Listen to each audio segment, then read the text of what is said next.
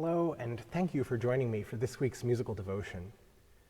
In the last few years of his life, the great German composer Ludwig van Beethoven narrowed his focus to writing string quartets.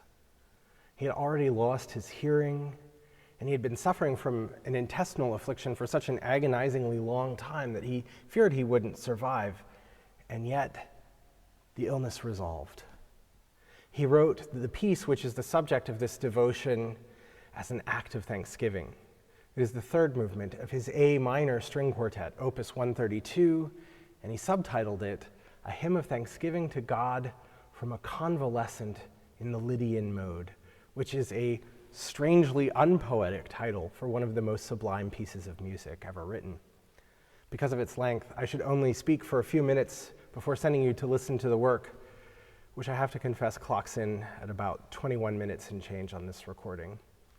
Now, I realize that it's a big ask for you to settle in for such a long listen, but I think if you can find the time, if you can break out the headphones and relax into a comfy chair, perhaps pour yourself a little libation, if you can quiet your mind as much as possible, you will be able to immerse yourself in a work of extraordinary beauty, and the rewards will be great.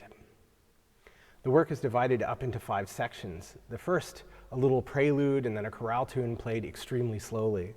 Pastor Jennifer spoke last Sunday about liminal time and moments in the season of Epiphany. And I think one can definitely think of the suspended time of convalescence as being liminal. In the instance of this piece, Beethoven is reflecting on his own recovery, that time between from illness to wellness, and then offering gratitude for the relief. The slow tempo seems almost impossible to sustain. Yet the perfection and the mathematical symmetry of the writing keeps its musical ship afloat, along with a really committed performance, of course, by the string players. I think it's pretty obvious to any listener, classical music connoisseur or not, that Beethoven is drawing from deep aesthetic and spiritual wells. The sound is quite unlike other music from its time, and I think that's particularly because Beethoven is writing in the Lydian mode, which in this instance is free from most musical tension, except perhaps for the length of the lines. The Lydian scale has a raised 4th degree, which sounds something like this. We're used to hearing, but in the Lydian mode, we hear that raised 4th, which also forms a tritone. And one writer, the guy who is the violist for the Pacifica Quartet, pointed out that perhaps the most prevalent example of the Lydian mode in modern music is this, and see if you can guess it.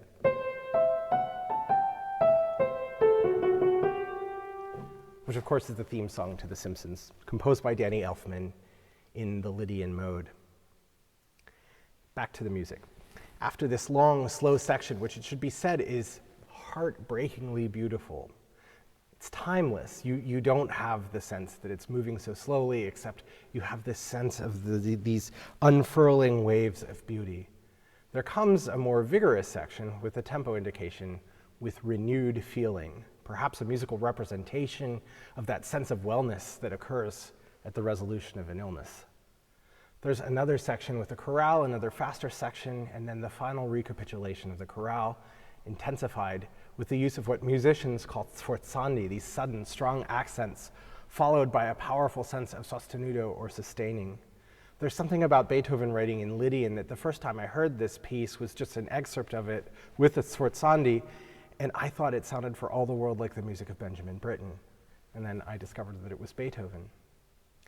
I think we think of Beethoven as a composer of fiery or perhaps melancholic works.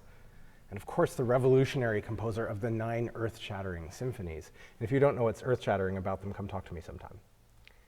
Having him distill all of that compositional skill down to writing for only 4 string players results in music that could be viewed as the summa or the summation of his intellectual and aesthetic skill. We also know that Beethoven suffered through his entire life with what psychologists and scholars seem certain was bipolar disorder. An attentive listener, and sometimes perhaps even an inattentive listener, can hear all of the polarities of Beethoven's psyche in his music, from deep dread and despair to terror to peace and to the most rhapsodic joy. There's a sometimes manic quality to his music, and sometimes there is the sense that the composer is at war with himself. And yet, in this work, we encounter someone at peace, a beautiful, heart-filling peace with God, with medicine and science, and with himself. I find it tremendously healing, and that this music nourishes my heart, my mind, and my soul. In this week's gospel, we encounter Jesus at the beginning of his public ministry. That time, the time of Epiphany and manifestation, begins with his baptism in the River Jordan by John the Baptist, and will end our liturgical season in a couple of weeks as we observe his transfiguration. In the meantime, what W.H. Auden called the time being, if you recall my newsletter article last month, we have this sense that our current historic moment kind of reminds me of the first 100 days of a presidency. Jesus sets out, gathering his disciples, establishing his authority through teaching. In the case of this week's gospel, at the conclusion of the gospel, casts out an unclean spirit, a healing of sorts. We imagine this man afflicted years of demonic possession in those first moments of healing, relief, and wellness. The awe and the wonder and the gratitude must have been overwhelming. I think that the Beethoven gives us some sense of the music that this man's soul must have been making in that moment. The expressive potential of a good string quartet is nearly inexhaustible. You will hear softs that are almost imperceptible to your ears, and then you will hear mammoth expressions of loudness and of dynamic. This performance, recorded in the crypt of a church in Harlem by the Attacca Quartet, is particularly moving. I really do hope that you'll give it a listen. I hope to see you online on Sunday. We'll be singing some chestnut hymns, and Amy will be offering a tender and beautiful setting of the text. What wondrous love is this, O my soul?